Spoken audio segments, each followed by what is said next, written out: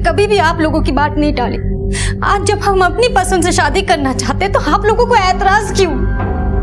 और वैसे भी आप लोग तो हमारे शादी करने से रहे। हमको आईना दिखाने से पहले ना इधर आ। देख देख अपने आप को, शकल देख अपनी। बता किसके हाथ मर दी इस कंचन सिकाया को? ना शकल ना सूरतिया, बना दो हमको दुल्हनिया।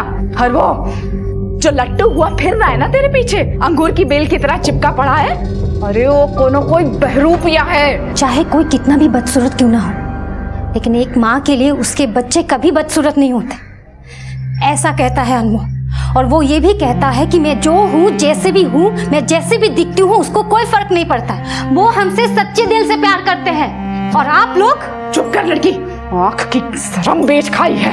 अरे मुँह से निकलने की उम्र में अगर तूने ये भ्रम पाला होता ना, तो हम तेरे इस भ्रम पे विश्वास कर लेते। 30 साल की ठूठ हो गई है और कम सीनों की तरह बात कर रही है। और तू बोल रही थी ना कि उसके माता पिता तुझे बहू बनाने के खिलाफ है। शादी के बाद तुझे छोड़ के भाग गया तो?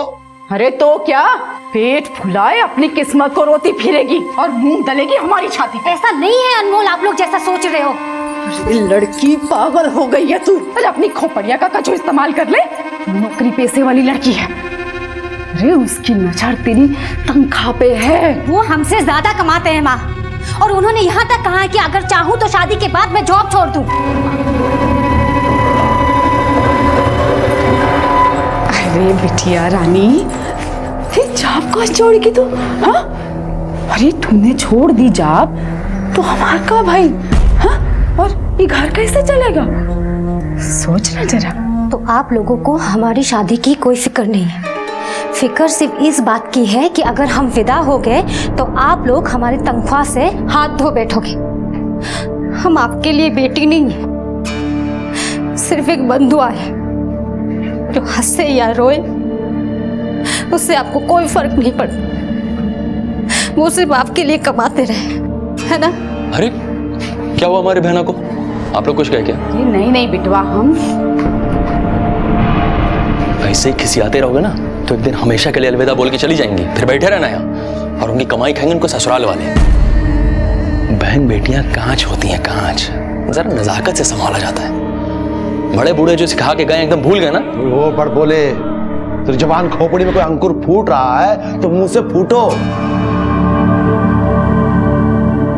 कुछ ऐसा करना पड़ेगा कि जिससे सांप भी मर जाए और लाठी भी ना टूटे।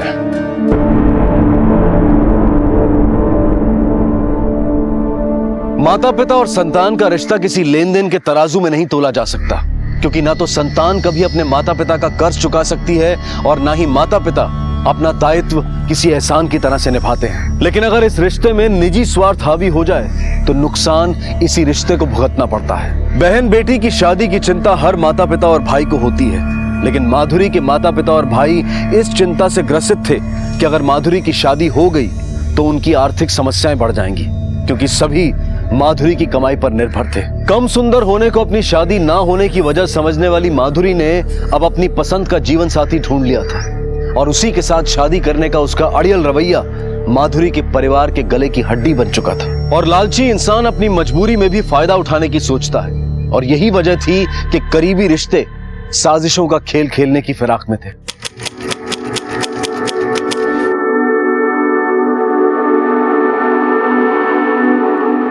आज से आप कानूनन पति पत्नी हैं। अरे ऐसे कैसे पति पत्नी है? हाँ, पहले सिंदूर तो डालो हमारी बिटिया की मांग में। हाँ?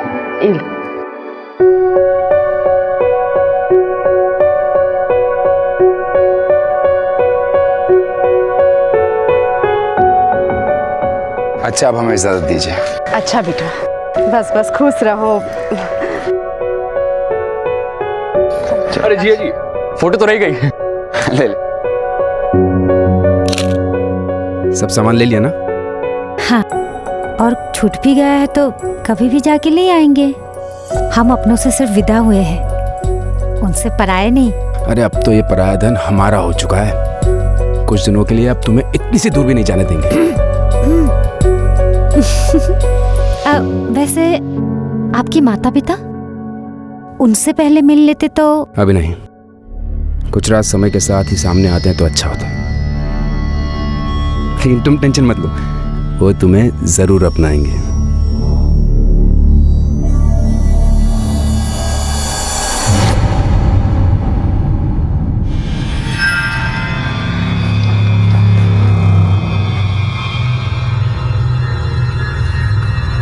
अरे यहाँ तो ताला लगा हुआ है, अब क्या करें? महेश बेटा तू दोबारा फोन लगा।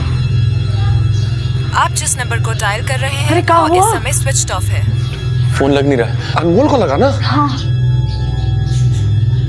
आप जिस नंबर को डायल कर रहे हैं वो इस समय स्विच ऑफ है। नहीं लग रहा। शादी कब हुई तू दोनों? सब 5 दिन हो गया। हमारी माधुरी अनमोल जी से बहुत प्रेम करती है। अरे उसकी वजह से तो हमने जात पात की भी परवाह नहीं की, लेकिन जब से शादी हुई है जाने वो लड़का हमारी बिटिया को लेके कहाँ गायब हो गया। आखिरी बार बात कब हुई थी आपकी? शादी वाले दिन कोर्ट में। हाँ साहब, हमारी बिटिया हमको बोली थी कि अम्मा हम पहुँचते ही आपको फोन करेंगे। अरे फोन ही नहीं आया। तो साहब हम तो यही समझे कि नई नई शादी हुई है तो माँ बाप कहाँ से याद आएंगे। फिर 2 दिन बाद हमने खुद ही फोन लगाया था, पर 3 दिन से ना माधुरी फोन लग रहा है और ना अनमोल का। घर गए तो ताला। अनमोल के माता पिता या कोई परिवार वाला? अनमोल के माता पिता इस शादी से ना खुश नहीं थे तो कोर्ट में तो आए नहीं। अब हम तो देखे ही नहीं है उनके माता पिता को। इलाहाबाद के कट्टर ब्राह्मण हैं वो, बस इतना ही जानते हैं उनके परिवार के बारे में।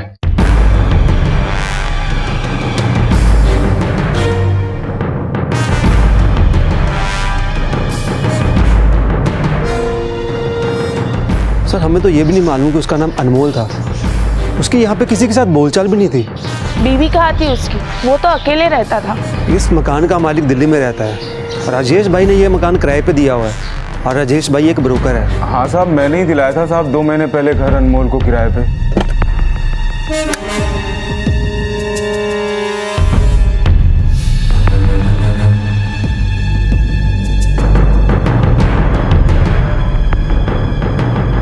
साहब वो बोला उसके गांव का आईडी खो गया है साहब, थोड़े दिन में आके दे जाएगा। 6 महीनों से वो वहाँ किराए पे रह रहा था, वो भी बिना पुलिस एनओसी। गलती हो गया साहब, माफ कर दो साहब। अभी विवेक तू मैरिज रजिस्ट्रार से पता करो वहाँ उसने क्या एड्रेस दिया है। Yes sir. ये तो वही एड्रेस है जहाँ वो किराए पे रहता था। अपने नेटिव प्लेस यानी इलाहाबाद का कोई एड्रेस प्रूफ दिया था उसने? जी नहीं सर, रजिस्ट्रार ऑफिस से कुछ नहीं मिला। उसने अपना इलाहाबाद वाला एड्रेस वहाँ पे नहीं दिया था। माधुरी और अनमोल के कॉल रिकॉर्ड्स दोनों के फोन शादी वाले दिन के 3 बजे से स्विच ऑफ है। और सर सबसे हैरानी वाली बात ये, अनमोल अपने फोन से सिर्फ माधुरी को ही कॉल करता था। अनमोल के बारे में यहाँ कोई कुछ नहीं जानता, लेकिन माधुरी इसी शहर की है। उसके दोस्त पड़ोसी रिश्तेदार सबसे बात करो, शायद हमें कोई क्लू मिल जाए। कहते हैं कि शादी के बाद इंसान की जिंदगी बदल जाती है, लेकिन ये शादी माधुरी की जिंदगी में क्या बदलाव लाई इसका सिर्फ अंदाजा ही लगाया जा सकता था। और अंदाजे हकीकत की परछाई भी हो सकते हैं और झूठ की तस्वीर भी। असलियत तो सिर्फ माधुरी ही जानती थी, लेकिन उसको बयां करने के लिए वो थी नहीं, और ना ही अनमोल, जिसके साथ माधुरी अपनी शादीशुदा जिंदगी का ये रहस्यपूर्ण सफर तय कर रही थी। लेकिन माधुरी की शादी से पहले की जिंदगी भी कम रहस्यपूर्ण नहीं थी, जिसका खुलासा करना पुलिस की तहकीकात का पहला पड़ाव था। सर माधुरी अनमोल से प्यार करती थी, लेकिन उसके पेरेंट्स नहीं चाहते थे कि उन दोनों की शादी हो। हम क्या है अनमोल जी के आगे, फिर भी वो हमें बहुत पसंद करते। उनके लिए हमारा लुक कोई मैटर नहीं करता। लेकिन हमारे घर वाले मेरी शादी अनमोल के साथ ना होने के बहाने ढूंढते रहते। आई नो तू बहुत हर्ट हुई है उनसे, लेकिन अनमोल और तू दोनों अलग अलग कम्युनिटी से बिलोंग करते हो और हमारे समाज में ये एक बहुत बड़ा इशू है। पेरेंट्स को हमारे इंटरकास्ट मैरिज से कोई प्रॉब्लम नहीं। उनको इस बात की प्रॉब्लम है कि अगर हमने अनमोल के साथ शादी कर ली तो उनका खर्चा कैसे चलेगा। उनको हमारी खुशियों की कोई परवाह नहीं है। उनको सिर्फ मतलब है हमारे सैलरी से। ये माधुरी और अनमोल मिले कैसे? सर फ्रेंड्स बुक पर। माधुरी आज लंच नहीं करना क्या? ओहो मैं तो भूल ही गई, आजकल तो तेरी भूख प्यास उड़ी गई है। तू जा, मैं 10 मिनट में आती हूँ। अच्छा। सर मुझे ये तो नहीं पता कि अनमोल कैसा था, लेकिन हाँ, माधुरी सच में उसको बहुत प्यार करती थी।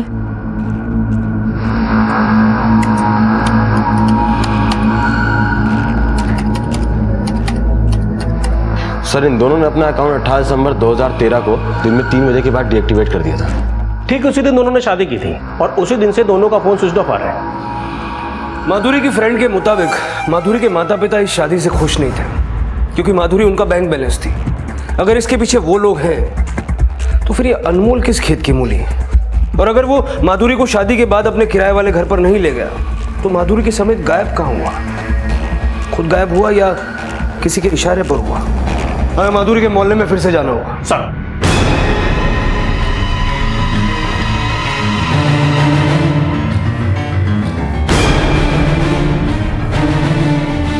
माधुरी का बाप 10 साल पहले ही बेरोजगार हो गया। उसके बेटे ने कभी काम करने की नहीं सोची।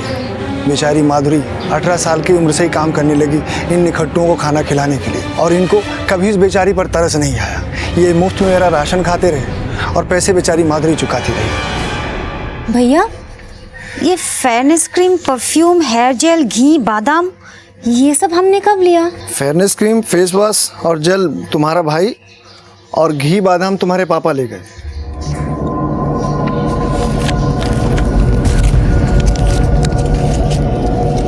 भैया फिलहाल आप इतना ही रख लीजिए, बाकी का मैं अगले महीने चुका दूंगी।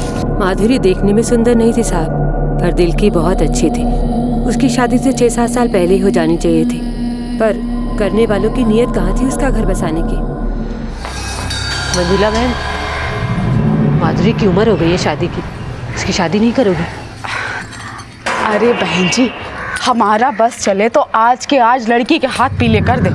अरे लेकिन कोई पसंद तो करे उसको। अब सच तो ये है कि हम कोई धन्नो सेठ तो है नहीं कि मोटा सा दहेज दे के अपना एक खोटा सिक्का चला ले।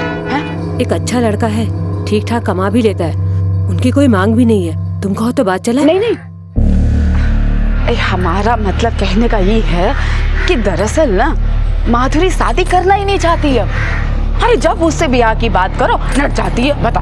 फिर एक दिन हम माधुरी से मिले। माधुरी, अरे कैसी है आप? अच्छी हूँ।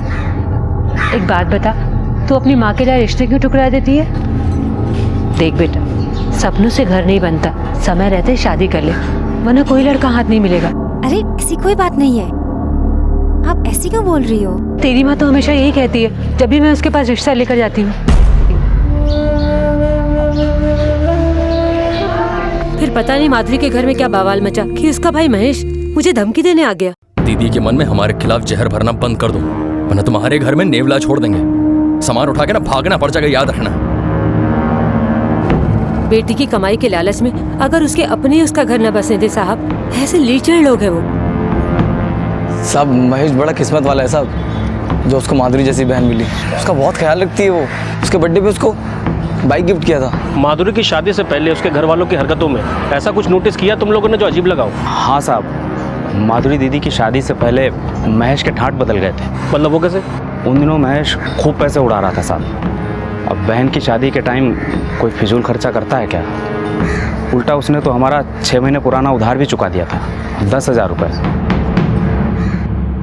हम मानते हैं साहब, हम बदनसीब अपनी बेटी की कमाई खा रहे थे, पर उसे पालने पोसने में हमने अपना खून पसीना एक कर दिया है। अब अगर वो अपना फर्ज निभा रही है तो इसमें गलत क्या है? फर्ज जब मजबूरी बन जाए तो निभाना भारी पड़ता है। माधुरी की शादी कराने का फर्ज भी तुम लोगों पर भारी पड़ने वाला था, क्योंकि माधुरी के अलावा घर में कोई कमाता नहीं था। कुछ कमाता नहीं, तू फिर भी अपने दोस्त के 10,000 रुपये चुका दिए। साहब वो पैसे हमें हमारी बहन ने दिए थे, वो हमें परेशान नहीं देख सकती ना, इसलिए। परेशान तो खुद माधुरी थी तुम लोगों से। अनमोल से शादी करा के तुमने उससे पीछा छोड़ाने की सोची, लेकिन उसकी खुशी तुम्हें कहाँ रास आती? इसीलिए तुम सबने मिलकर उसे मरवा दिया, है ना? ये क्या कह रहे हैं साहब आप? हम दोनों माधुरी के माई बाप हैं, हम अपनी बिटिया को क्यों मरवाएंगे? सच खुद तेरी जबान पे आ गया। हमने पूछा कि बेटी दामाद को अगवा किया और तुमने उसके मरने की बात कह दी। नहीं नहीं नहीं साहब, आप गलत समझ रहे हैं। घबराहट में इसके मुंह से निकल गया है। मुंह से वही निकलता है जो दिल में होता है। बोलो, माधुरी कहाँ है? हमारा दिल जानता है हम अपनी बहन से कितना प्यार करते हैं। अब हम पर लांछन लगा रहे साहब। लांछन नहीं, शक। गेहूं के साथ घुन भी तो पिसता है। माधुरी के साथ अनमोल भी तुम्हारा शिकार बन गया है ना? माधुरी के गायब होने में अनमोल का ही हाथ है। आप उसे पकड़ नहीं पा रहे और हमें परेशान कर रहे हैं। ज्यादा नाटक मत कर, समझा? नहीं तो हलक में उंगली डाल के सच निकलवा दूंगा। देखिए, आप चाहें तो हमें मार लें, पर ऐसा घिनौना आरोप हम पे न लगाएं। साहब, हम मानते हैं कि हमने अपनी बिटिया को कभी कोई सुख नहीं दिया, पर उनके गायब होने में हम लोगन का कोई हाथ नहीं है साहब। साहब, हम सच में नहीं जानते अनमोल हमारी बहन को कहाँ लेके गया। हम कसम खा के कह रहे हैं साहब। सच क्या है जल्दी ही सामने आ जाएगा। उसके बाद ये मगरमच्छ के आंसू नहीं, खून के आंसू रहोगे तुम लोग। ये तो साफ है कि माधुरी के घर वाले नहीं चाहते थे कि माधुरी किसी से भी शादी करे, लेकिन उसको मारने से उनका पर्पस सॉल्व नहीं होता, क्योंकि उससे फायदा वो सिर्फ उसके जीते जी उठा सकते थे। सर, उन्होंने जरूर माधुरी और अनमोल को किडनैप करके रखा होगा और डाइवोर्स देने के लिए फोर्स कर रहे होंगे। इनकी चमड़ी उधेड़ेंगे तब सच उगलेंगे। फिलहाल इन मोटी चमड़ी वालों पर नजर रखो, हो सकता है ये माधुरी और अनमोल से मिले। सर, माधुरी का गायब होना उसके लालची परिवार के किस लालच की पूर्ति कर रहा था? माधुरी और अनमोल की शादी के खिलाफ होने के बावजूद भी उसके परिवार ने ऐसा क्या फायदा देखा कि उन्होंने इस शादी को रजामंदी दे दी? माधुरी के गायब होने में उसके पति अनमोल की क्या भूमिका थी? पुलिस की जांच घूम फिर कर इन्हीं सवालों में उलझी हुई थी, लेकिन माधुरी के गायब होने का रहस्य ऐसे कई और सवाल खड़े करने वाला था जिसकी कल्पना भी पुलिस ने नहीं की थी। सर, ये रहा माधुरी के बीमा का कागज और ये उसके प्रत्याशी यानी हमारा प्रमाण पत्र। बताइए, हमको बीमा का पैसा कब तक मिलेगा? अरे भैया, आपके प्रमाण पत्र से पहले माधुरी का मृत्यु प्रमाण पत्र चाहिए। बोले तो थे आपको। सिर्फ आपके ये कहने से कि माधुरी मर गई ये प्रमाणित नहीं होता भाई।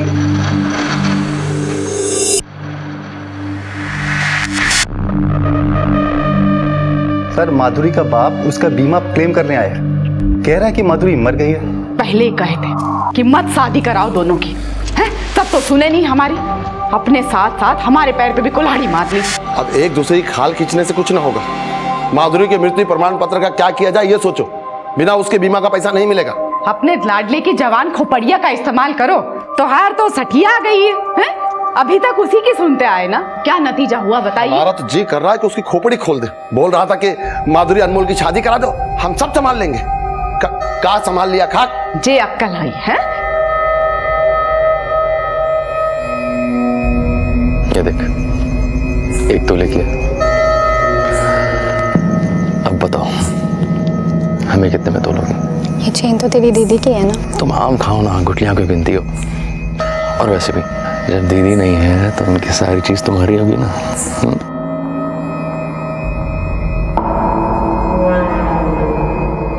सर, हमें तो लग रहा है कि जब ये लोग अनमोल और माधुरी को शादी करने से रोक नहीं पाए तो उसे मार के उसके बीमा के पैसे खाने की सोची और शादी होने दी, ताकि सारा इल्जाम अनमोल पे आ जाए। तुम कहना चाह रहे हो कि माधुरी का मर्डर हो चुका है और अनमोल अपने आप को बचाने के लिए भाग गया। अगर ऐसा होता तो हमें माधुरी की लाश जरूर मिलती, लेकिन यहाँ कहानी कुछ और है। माधुरी की शादी माधुरी के माता पिता की मर्जी से नहीं, बल्कि महेश की रजामंदी से हुई। अब सवाल यह है कि महेश क्यों चाहता था कि अनमोल और माधुरी की शादी हो। इस महेश का बैकग्राउंड खंगालो, पता करो कि जीजा साला बनने से पहले महेश और अनमोल का रिश्ता क्या था। सर,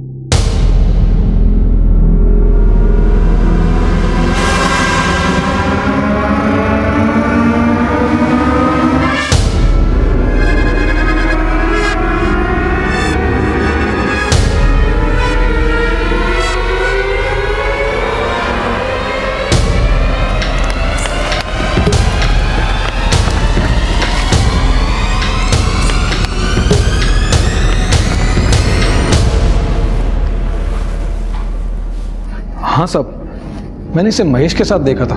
दोनों में 36 का आंकड़ा था। यार आज बियर नहीं, आज रम पी जाएगी समझ में? बियर। उठ साले, मेरी बहन का पीछा करता है साले। अरे क्या लगा रखा? पकड़ो इनको।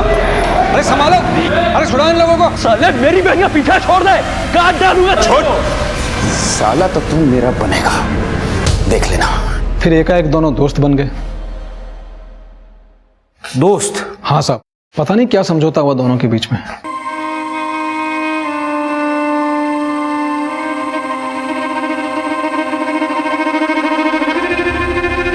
साले तुझे मरने का शौक है क्या जो फिर से आ गया? हम यहाँ झगड़ा करने नहीं आए। सुलह करने आए।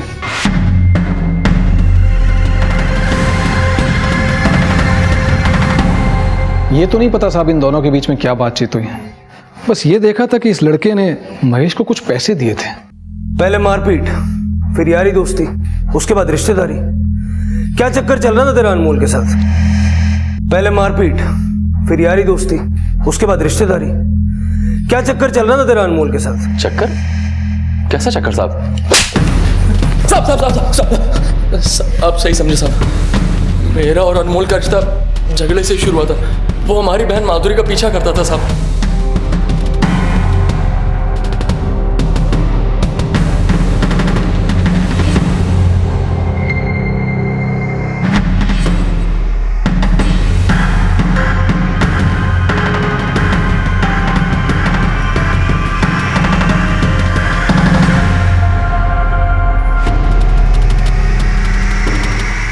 देख रहे हो भैया, दीदी का दीवाना।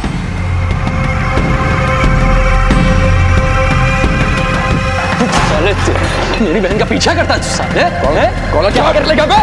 साला तो तू मेरा बनेगा, देख लेना। उसकी धमकी धीरे धीरे सच होने लगी थी साहब। माधुरी बोलने लगी थी कि शादी करेगी तो अनमोल से करेगी।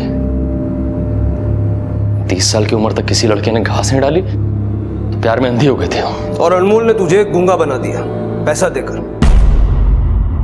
हम तुम्हारी बहन माधुरी से सच्चा प्यार करते हैं, और वो भी हमसे। अब तक तो तुम जान ही गए होगे। देखो, हम जानते हैं कि तुम्हारे परिवार में माधुरी की कितनी अहमियत है, पर तुम हमारी शादी उससे होने दो। अब तक माधुरी जो भी तुम्हारे परिवार के लिए करती आई है, हम उसमें उसको पूरा साथ देंगे। अब एक मिनट, ये रखो। अब जाके अपने माता पिता से हमें अपना जीजा बनाने की सिफारिश करो। थोड़े से पैसों के लिए तूने अपनी बहन को भाड़ में झोंक दिया। तूने उसकी शादी नहीं, सौदा किया, बेच दिया उसको। ऐसा मत बोलो साहब, भाई है उसका। अनमोल हमें पैसा देता था, लेकिन हमको लगा वो अच्छा आदमी है, हमारी बहन का ख्याल रखेगा। पैसे देने वाला तो अच्छा ही लगेगा ना तुम जैसे लालचियों को। हम लालची जरूर हो सकते हैं, लेकिन इतने गिरे हुए नहीं कि अपने खुद के जने बिटिया को मरवा डाले। मार नहीं सकते थे तो उसके बीमे के पैसे वसूलने की क्या जल्दी थी? हमारे पास एक ढेला नहीं है और माधुरी का भी कोई पता नहीं। ऐसे में हम क्या करते? कुछ ना कुछ तो जुगाड़ करना ही पड़ेगा। मतलब आप लोग नहीं जानते थे कि अनमोल ने आपकी हामी भरवाने के लिए महेश का इस्तेमाल किया, उसे खूब पैसे दिए? नहीं साहब, हम नहीं जानते थे कि हमारा पाला हुआ ही हमको डस रहा है। जहर तुम सब में भरा है। तुम सब माधुरी के दुश्मन हो। पता नहीं अब वो जिंदा भी होगी कि नहीं।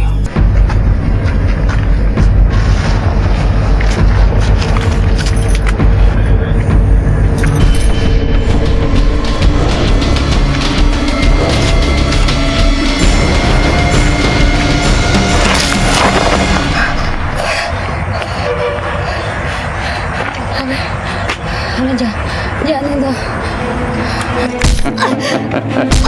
मत मारो,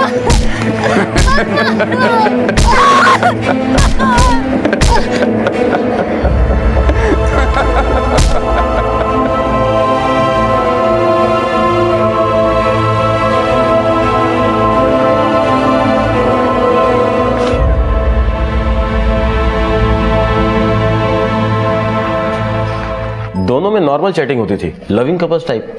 इन दोनों के अकाउंट में कितने फॉलोअर्स थे और कोई ऐसा है जो सस्पिशियस लगे? एक सुधा नाम की लेडी है जो अनमोल को बार बार फ्रेंड रिक्वेस्ट भेजती थी, लेकिन वो डिनाई करता था। ये देखिए सर, उसका एक मैसेज, ये सेकंड वाला। हाय मनीष, हमसे बात क्यों नहीं करते? आजकल कहाँ हो? जल्दी वापस आ जाओ। ये सुधा अनमोल को मनीष क्यों कह रही है? हमें सुधा तक पहुंचना होगा।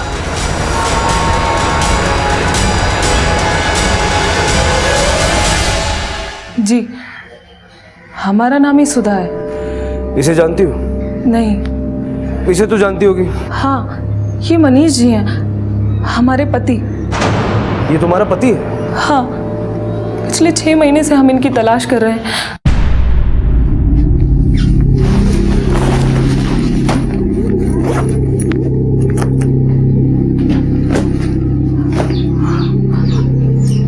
आप कहीं जा रहे हैं जी? हर बात में टांग अड़ाना जरूरी है क्या? अपने काम से काम रख, समझी? और उस दिन के बाद वो आज तक लौट के नहीं आए। क्या वो तुम्हें हमेशा पीटा करता था? नहीं सर, पर उन्हें गुस्सा बहुत आता था। कुछ बात तो थी जो उन्हें अंदर ही अंदर परेशान कर रही थी। कौन सी बात? उन्होंने कभी कुछ बताया नहीं, लेकिन अक्सर नींद में कुछ बड़बड़ाया करते थे। छोड़ दो, छोड़ दो, छोड़।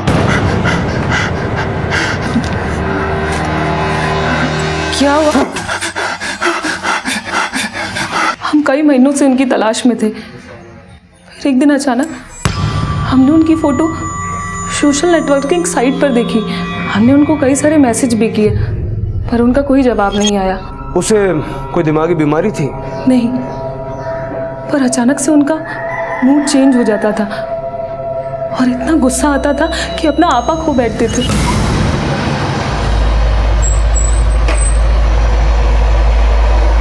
मैं आता हूँ थोड़ी देर।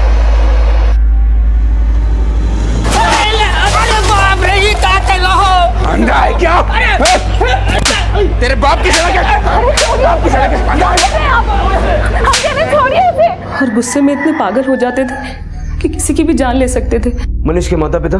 पिता का देहांत तो उनके बचपन में ही हो गया था, और उनकी माताजी से उन्होंने हमें कभी मिलवाया नहीं। बस इतना बताया कि वो विकासपुर में कहीं रहती हैं। मनीष उसी वक्त सुधा को छोड़कर गया था जब सोशल नेटवर्किंग साइट पर अनमोल का अकाउंट क्रिएट हुआ था। इस औरत की कहानी क्रॉस वेरीफाई करो। इस मनीष और अनमोल की दोहरी शख्सियत की पहचान हमें माधुरी तक ले जा सकती है। एक ही शक्ल के दो आदमी या फिर दो नाम रखने वाला कोई बहरूपिया। अनमोल उर्फ मनीष की इस दोहरी पहचान के पीछे क्या राज था? और अगर इस दोहरी पहचान के पीछे वजह माधुरी थी तो फिर अनमोल का मकसद क्या था? क्योंकि माधुरी से शादी करने के बाद अनमोल उसे हासिल तो कर ही चुका था, फिर दोनों को इस तरह से गायब होने की क्या जरूरत थी? क्या इसके पीछे कोई और बड़ा मकसद था? यह जानना बेहद जरूरी था, इसलिए पुलिस ने मनीष से जुड़ी हर बात की तह तक जाना शुरू कर दिया। सर, विकासपुर नाम का गांव कटनी के आसपास किसी भी तहसील में नहीं है। इसका मतलब मनीष ने सुधा से भी झूठ बोला। सर, मनीष यादव के बैंक स्टेटमेंट और फाइनेंशियल रिकॉर्ड्स। सर, ये मनीष यादव तरिया गांव के किसी सहकारी बैंक से हीरा देवी नाम की औरत को पैसे ट्रांसफर किया करता है। और सर 6 महीने पहले किसी सतीश यादव ने बहरीन के अकाउंट से मनीष यादव के अकाउंट में 10 लाख रुपए ट्रांसफर कराए। मनीष यादव, सतीश यादव और ये हीरा देवी यादव, पता करो इन 3 यादवों के बीच में कनेक्शन क्या है।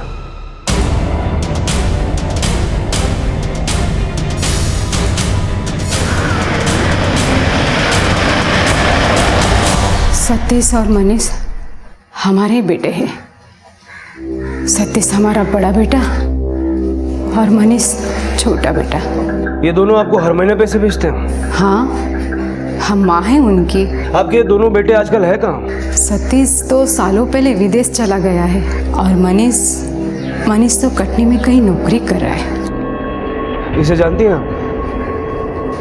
नहीं साहब। इस मनीष का अनमोल बनके माधुरी की जिंदगी में आने का कोई ना कोई मकसद जरूर होगा।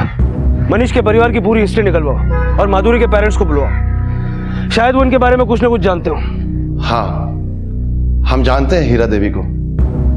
वो हमारे ही गांव की थी। कुछ 15-18 साल पहले गांव वालों ने उसे गांव के बाहर निकाल दिया था। क्यों? हीरा देवी के पति ने जबरन कुछ गरीब गांव वालों की जमीनें हड़प ली थी। गुस्साए गांव वालों ने उसे इतना मारा कि वो मर गया। फिर गांव वालों ने हीरा देवी और उसके बच्चों को भी गांव से बाहर निकाल दिया।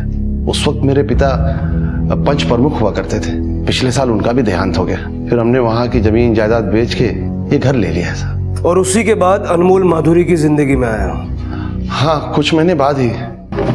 सर, मनीष का भाई सतीश इंडिया में ही है। मैंने पासपोर्ट ऑफिस में पता किया। सतीश उसी वक्त इंडिया आ गया था जिस दौरान मनीष उर्फ अनमोल का माधुरी से चक्कर चल रहा था। मतलब वो भी अपने भाई के साथ मिला हुआ है। हीरा देवी के घर पर चौकसी बढ़ा दो। हो सकता है ये दोनों बेटे अपनी माँ से मिलते हों।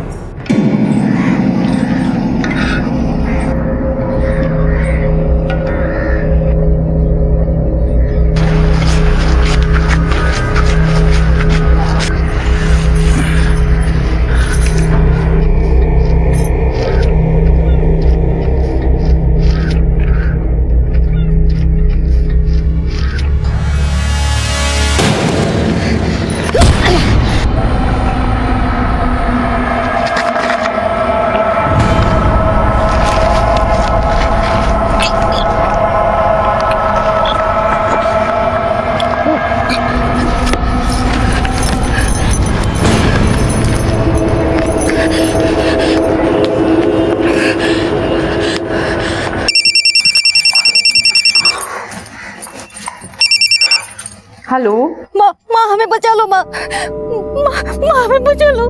माधुरी, अरे कहाँ हुआ बेटिया, कहाँ है तू? माँ हम वो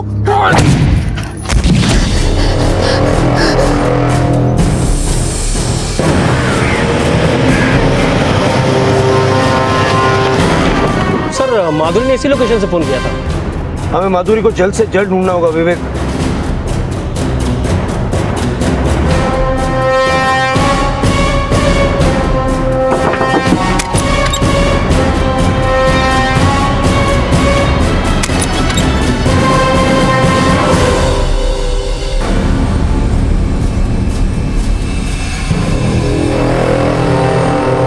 ऐसी कौन सी जगह छिपे थे कि ना किसी ने माधुरी को देखा और ना ही इस अनमोल उर्फ मनीष को। हम जानते हैं हीरा देवी को, वो हमारे ही गांव की थी। 15-18 साल पहले गांव वालों ने उसे गांव के बाहर निकाल दिया था। हेलो शांताराम, जल्दी से बताओ, गांव से निकाले जाने के बाद हीरा देवी और उसके बच्चे अमरपुर के पास किसी जंगल में रहते? साहब वो लोग खड़िया जंगल में रहते थे।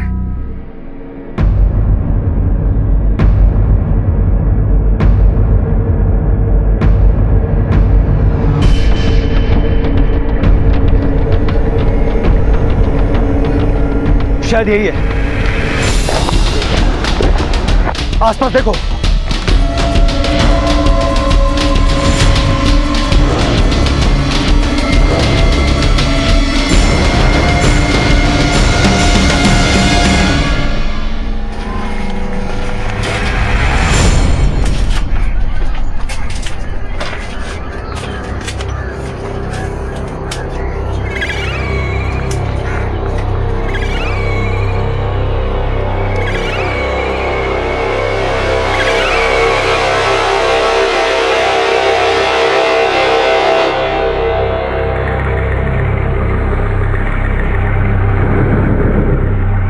माधुरी को किडनैप करके यहीं रखा गया था। वो नंबर पता करो जिससे माधुरी ने फोन किया था, तुरंत सर्वेलेंस पे डालो। सर वो फोन मनीष के नाम पर रजिस्टर्ड है, जहां वो सुधा के साथ रहता था, पर कल से वो फोन बंद है सर। मुझे नहीं लगता वो फोन ऑन करेगा। सर अभी राजू खबरी का फोन आया था, उसने मनीष को एक अंडे की स्टॉल पे देखा है, यहीं पास में है।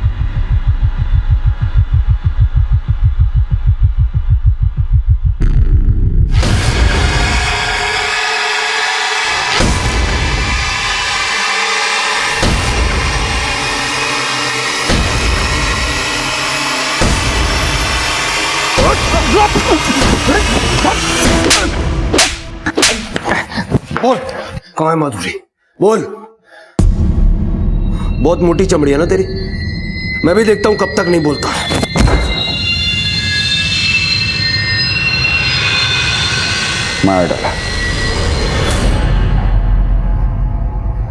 मार डाला हमने माधुरी को।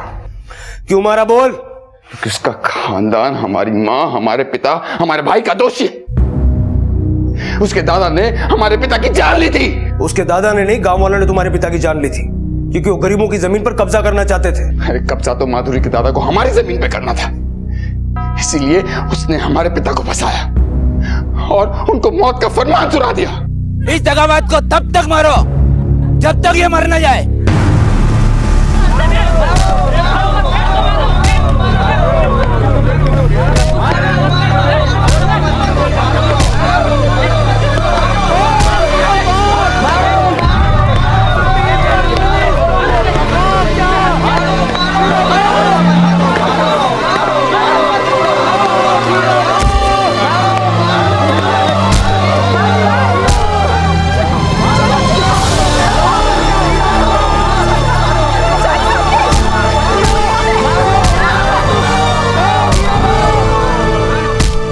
हमारे पिता तड़प तड़प कर मर गए और उस सरफिरे सरपंच ने हमारी माँ और हमें गांव से धक्के मारकर बाहर निकाल दिया। हम अपने पिता का क्रियाकर्म तक नहीं कर पाए, हम चैन से जी नहीं पा रहे थे।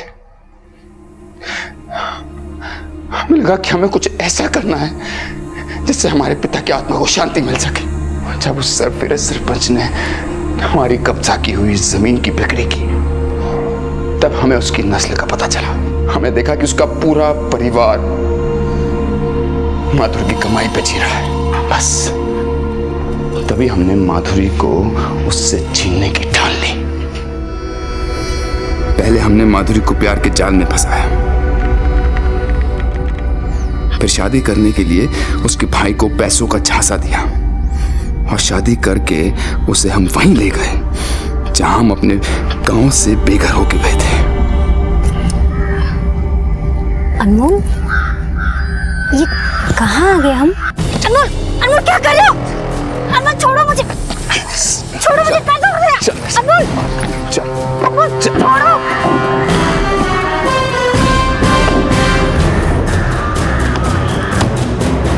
छोड़ो हमें, छोड़ो। अनमोल, हमें काले को मर जाओ। छोड़ो, छोड़ो, बचाओ। ये क्या कर रहे हो? छोड़ो हमें। अमन क्या कर रही है? बचाओ। चिल्लाओ मत, यहाँ तुझे सुनने वाला कोई नहीं है। बचाओ हमें, बचाओ। चिराग, अनमोल, खोलो मुझे। अनमोल क्यों कर रहे हो ऐसा?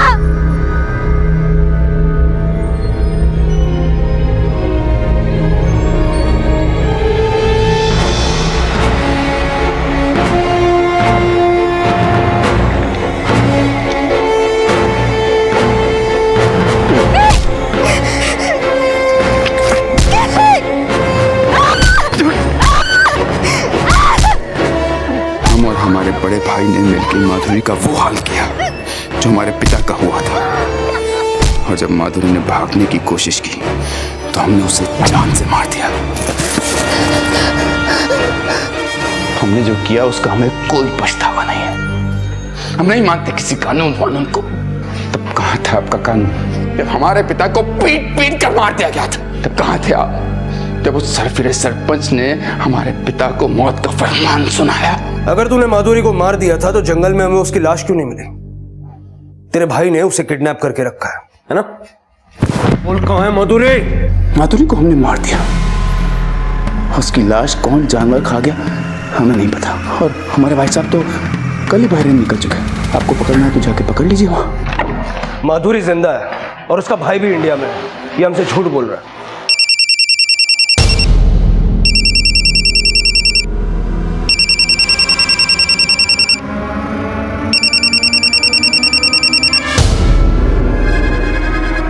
हेलो मनीष,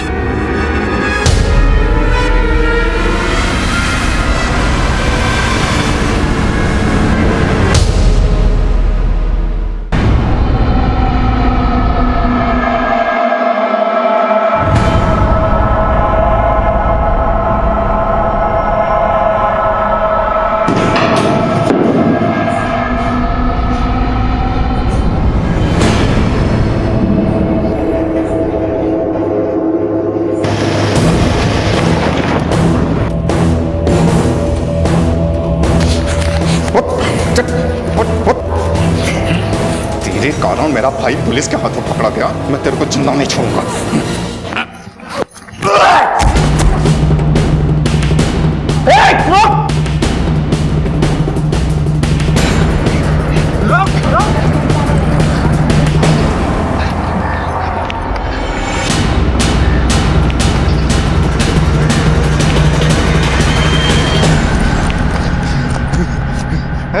बोल भागे थे, हाँ? भागे थे, हाँ?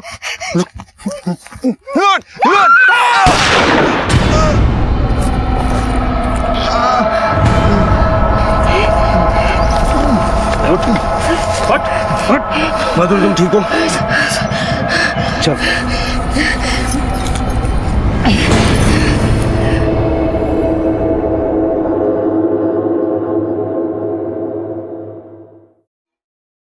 माधुरी, माधुरी बिटिया कैसी? बिटिया अपने माँ को माफ कर देना, बहुत गलती हुई हमसे। नहीं माँ, हम ही गलत थे। आपने सही कहा था, हम जैसी बदसूरत लड़की से बिना मतलब का कोई शादी नहीं कर सकता।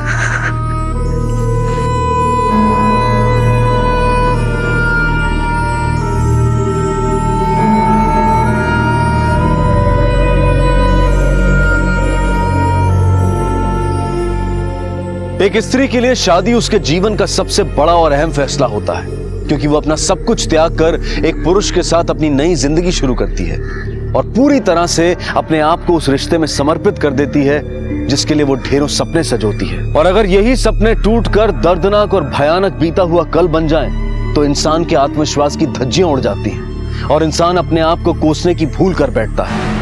और माधुरी के साथ भी ऐसा ही कुछ हुआ था। और मनीष ने अपने अपराध को अंजाम तक पहुंचाने के लिए जो दलीलें दी थी, वो भले ही उसके पिता और उसके परिवार के साथ हुए अन्याय की कड़वी हकीकत को बयां करते हों, लेकिन इसका मतलब ये नहीं कि इंसान कानून को ताक पर रखकर खुद ही हिंसक बन जाए। मनीष और उसके भाई को एब्डक्शन, किडनैपिंग और अटेम्प्ट टू मर्डर के केस में अरेस्ट किया गया है। उन्हें उनके किए की सजा जरूर मिलेगी, लेकिन माधुरी के मन के घावों को भरने में काफी वक्त लगेगा। बदले की भावना को अपने मन में पनपने देना सिर्फ खुद को नुकसान पहुंचाना है, और इस भावना ने आज तक कभी किसी का फायदा नहीं किया है। अब मैं अनूप सोनी आपसे विदा लेता हूं, फिर मुलाकात होगी अगले एपिसोड में और खुलासा करेंगे एक और जुर्म का। तब तक अपना और अपने परिवार का ख्याल रखें और देखते रहें क्राइम पेट्रोल डायल 100। सबक एक को सीख हम सबको। जय।